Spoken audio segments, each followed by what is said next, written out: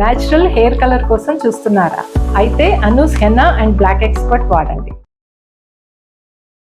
నమస్తే రమగారు. నమస్తే జయ. రమగారు, ముక్కోటి ఏకాదశి దగ్గరలోకి దగ్గరలోకి వచ్చేసాము. మరి ఆ రోజు యొక్క విశిష్టత, మనం ఏం చేయాలి, ఎట్లాగో స్వామివారిని ఎలా దర్శించుకోవాలి? ఉత్తర ద్వార దర్శనం చేస్తాం. ఈరోజు వైకుంఠ ద్వారాలు తెరిచుంటాయట. ఎవరెవరు స్వామిని ఈ రోజున దేవాలయ దర్శనం చేస్తారు, విష్ణువాలయాలు ఏ విష్ణువాలయాన్ని దర్శించినా కూడా మోక్షం వస్తుంది అని చెప్తారు. అంటే మళ్ళీ కార్తీక పురాణంలో లాగా ప్రశ్నలు ఉంటాయి, అప్పుడే వచ్చేస్తాయా, అలాగే వచ్చేస్తుందా, ఓసారి చూస్తే వచ్చేస్తుందా అని. ఓసారి చూస్తే రాదు, కానీ అవకాశం వస్తుంది. మనం ఒక ఊరు వెళ్ళాలి, బస్సు ఎక్కాలి. అవును, మీ ఇంట్లో ఉంటే బస్సు ఎక్కుతావు, నువ్వు బస్ స్టాండ్కి రావద్దు, రావాలిగా. బస్ బస్ స్టాండ్కి వస్తే ఆ. 36 బస్సులు ఉంటాయి. ఏదో ఒక ఊరు వెళ్ళేందుకు ఒక మార్గం కనిపిస్తుంది, అంతేగా. అది అట్లా ఆలోచించాలి. అది ఈ అన్ని బస్సుల్లో ఏదో ఒక బస్సు నీది. నువ్వు మోక్ష ద్వారానికి బస్సు ఎక్కుతావా, ఇంకేదైనా పక్క ఊరికి బస్సు ఎక్కుతావా, అది వేరే కథ. మనకు కావాల్సినవి ఏవైనా కర్మక్షయం జరుగుతుంది. మనం ఎన్నో రకాలు చేసుకొని ఉంటాం కదా, అవి తగ్గుతాయి, వాటిని ఖర్చు పెడతాం మనం. స్వామిని దర్శించడం వల్ల పుణ్యబలం పెరిగి కర్మక్షయం అవుతుంది, కర్మలు నశిస్తాయి. కాబట్టి తప్పకుండా ఈరోజు ఏకాదశి నాడు ఏం చెప్పబడిందో అది ఆచరించాలి. ఇప్పుడు ఏమిటి ఏకాదశి, ఏం చెప్పబడింది? ఏకాదశి అత్యంత విశేషమైన తిథి విశేషంగా చెప్తారు. తిథులు మనకి పాడ్యమి, ప్రతిపత్తు మొదలు పెట్టుకుని అమావాస్య తర్వాత వచ్చే తొలి రోజు నుంచి ప్రతిపత్తు అంటారు, లేదా పాడ్యం అంటారు. ఈ తొలి రోజు నుంచి 15 రోజుల పాటు వరుసగా తిథులు నడుస్తాయి, రోజుకొకటి. ఒక్కొక్కసారి ఆ తిథి చిన్నదవ్వచ్చు, ఒక్కో తిథి పెద్దదవ్వచ్చు. ప్రథమ తిథి మొదటి దాన్ని పాడ్యమి లేదా ప్రతిపత్తు, తర్వాత విధియ, తదియ, సవితి, పంచమి, షష్ఠి, సప్తమి, అష్టమి, నవమి, దశమి, ఏకాదశి. 10 రోజులు ఎట్లా ఉన్నా ఈ 11వ రోజు అత్యంత విశేషమైన రోజు చెప్తారు. ప్రతి తిథికి దాని విశేషం దానికి ఉంది. ప్రతి తిథికి ఈ తిథులన్నిట్లలో చతుర్దశి దాకా ఉన్న తిథులలో అత్యంత విశేషమైన తిథి, మనకి మోక్ష మార్గాన్ని చూపించేది ఏకాదశి. ఈ ఏకాదశి అనే తిథి స్వరూపము సాక్షాత్తు విష్ణువంశ సంభూత. విష్ణుమూర్తి మురాసురుడనే ఒక రాక్షసుడితోటి యుద్ధం చేసి, ఆ యుద్ధకాలంలో వాడెప్పటికీ మరణించకపోతే అతను జలాశయంలో దాక్కుంటే ఈయన ఒక గుహాంతర భాగంలో నిద్రించాడట, అలసిపోయి. విష్ణువు కూడా అలసట ఉంటుందంటే ఉంటుంది, జగన్నియామకుడు అయితే మాత్రం ఆయనకు అలసట ఉండదు అనుకోవడానికి వీలు లేదుగా. ఏదో కారణంతో అలసిపోయాడు. ఆయనకు ఒక ఇంత విశ్రాంతి తీసుకుంటుంటే ఆ మురాసురుడు నీటిలోంచి వచ్చేసి గుహాంతర భాగంలోకి ప్రవేశించి విష్ణువు మీదకి ఆయుధం ఎత్తాడు. అయితే ఈ నిద్రలో ఉన్నటువంటి విష్ణుమూర్తి శరీరంలోంచి ఆయన యొక్క అంశాస్వరూపం, ఒక కళ ఆయనలోంచి, విష్ణు కళ ఒకటి బయటకు వచ్చి మురాసురుణ్ణి సంహరించి, ఆ వచ్చిన కళ స్త్రీ స్వరూపంలో ఉంది, ఒక కన్యకా స్వరూపంలో. తనలోంచి బయలువడినటువంటి ఆ విష్ణు కళకి ఏకాదశి నామధేయం చేశాడు విష్ణువు. ఆయనకి అత్యంత ప్రీతిపాత్రమైన తిథి స్వరూపాన్ని ఇచ్చాడు. దానికి రోజులలో, మానవులు గణించేటువంటి రోజులలో ఒక రోజు నీది.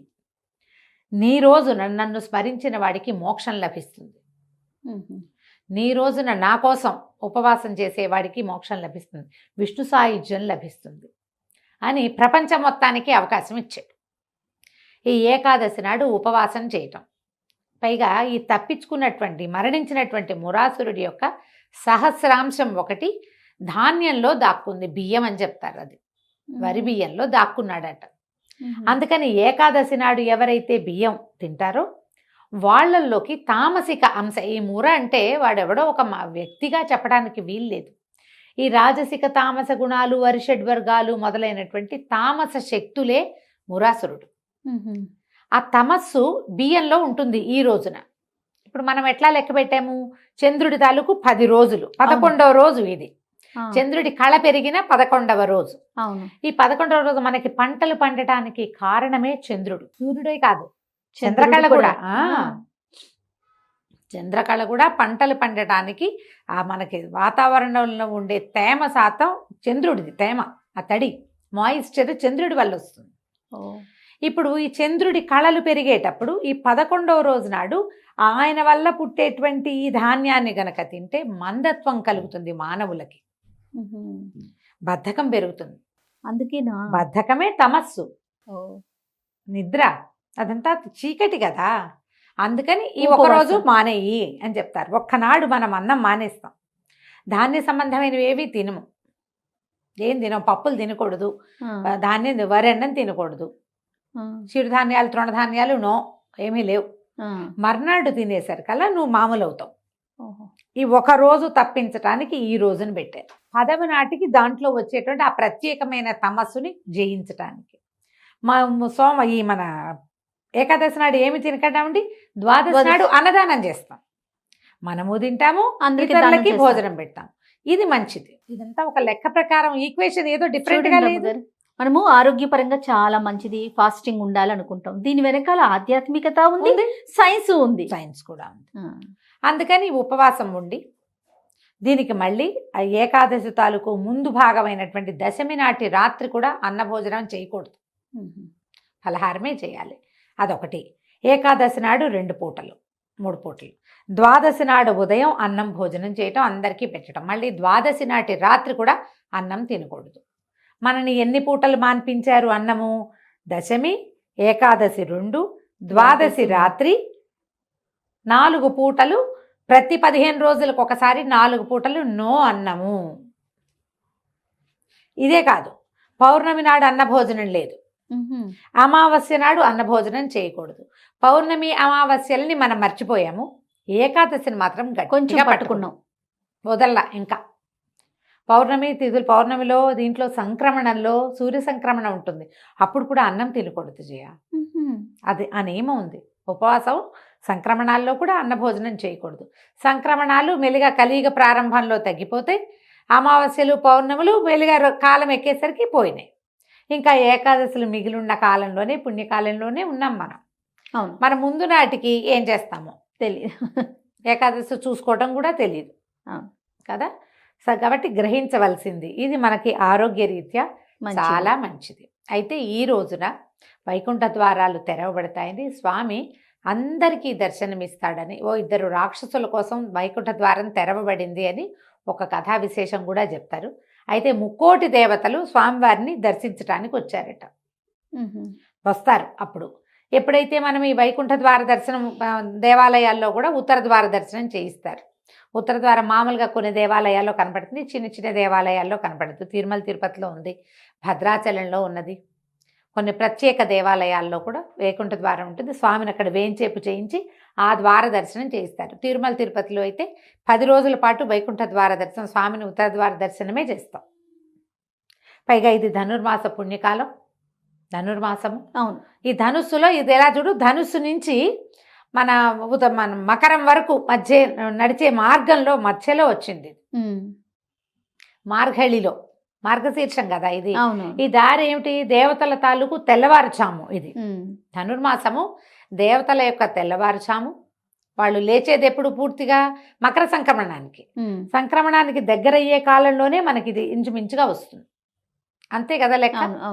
సో ఈ కాలంలో మనం ఏదైనా దేవాలయ దర్శనం, విష్ణువాలయంలో స్వామిని వేంచేపు చేయించబడినటువంటి అర్చామూర్తిని కాకపోయినా మూలవర్లు కాకపోతే ఉత్సవర్లని దర్శనం చేసుకుంటాం కదా. పిచ్చిగా జనం ఉంటారు దేవాలయాల్లో విపరీతంగా, అయినా కూడా ఒక్కసారి దర్శనం చేసుకుని ఈరోజు ఆయనదని జ్ఞప్తి పెట్టుకుని, పైగా ఈ 3,000,000 ఏకాదశి నాడు కనుక ఉపవాసం చేస్తే 3,000,000 ఏకాదశులు ఉపవాసం చేసిన ఫలితం లభిస్తుందట.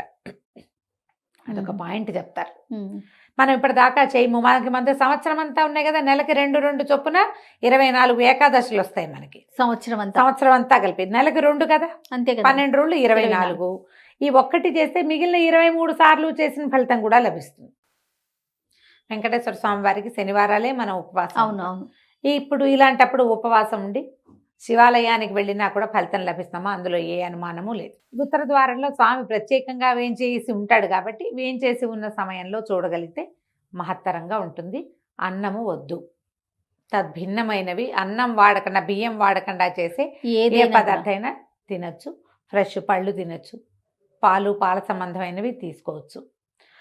జబ్బుగా ఉన్నవాళ్ళు, అనారోగ్యస్తులు, పెద్దవాళ్ళు, గర్భిణులు, గర్భవతులు, వీళ్ళు ఉండకపోవటమే మంచిది. భగవద్ ధ్యానం చేసుకోండి. ఉపవాసం అంటే భగవంతుని సమీప వసనము, అక్కడ నివసించటము. ఆహారం మానేసే కాదు, మిగతా ఆహారం అవసరమైందని తీసుకున్నా ఈ రోజున దుర్భాషలాడటము, కొట్లాడటము, పోట్లాడటము, అనవసరమైన పనులు చేయటము, ఏవైనా చేయకూడనివి. ఇందులో మన ఏం చెప్తారంటే దాంపత్యంలో పాల్గొనకూడదు, బ్రహ్మచర్యంలో ఉండాలి, అవన్నీ నియమాలు ఉన్నాయి. మనం నియమం పూర్తిగా ఏకాదశి ఉపవాసం ఉంటే ఈ నియమం పాటించటం, లేదా కనీసం ఒక దేవాలయ దర్శనం చేసుకోవటం, విష్ణునామ సంకీర్తన చేసుకోవటం, విష్ణు సహస్రనామాన్ని చదువుకోవటం. ఈరోజు గీతా జయంతి కూడా అని చెప్తారు. ఈ రోజునే ఇదే రోజున హాలాహలము అమృతము రెండు పుట్టిన ఈ సముద్రంలోంచి అని చెప్తారు. ఉదయకాలంలో హాలాహలం పుడితే ఆయన శివుడు స్వీకరించాడు, సాయంకాలం వేళ అమృతం పుట్టింది. ఇది ఒక కథ. కథనాలు బోల్డ్ అని ఉంటాయి కదండి. అక్కడి నుంచి ఈ రోజునే గీతా బోధ చేశాడు. భగవద్గీత బోధింపబడిన రోజు, యుద్ధం మొదలు పెట్టారు అని చెప్తారు. కాబట్టి గీతా జయంతి కూడా మనం జరుపుకోవచ్చు. భగవద్గీత చదువుకోవచ్చు, భాగవతం చదువుకోవచ్చు, రామాయణం చదువుకోవచ్చు. ఏదైనా సరే భగవంతునికి గుణకథనం చేసేటువంటి ఏ కథా విశేషాన్నైనా వినచ్చు, చదువుకోవచ్చు, చెప్పచ్చు, స్తోత్రపారాయణ చేసుకోవచ్చు, విష్ణునామ సంకీర్తన, హరే రామ రామ రామ హరే హరే, హరే కృష్ణ కృష్ణ కృష్ణ హరే హరే. ఈ ఒక్కటైనా రోజంతా అనుకోండి, ఖాళీగా ఉన్నప్పుడు స్మరించుకోవటము. అవకాశం ఉన్నవాళ్ళు ఉపవాసం ఉండొచ్చు, భగవద్ దర్శనం చేసుకోవచ్చు. తప్పకుండా రమ్మగారు. నమస్తే. నమస్తే జయ.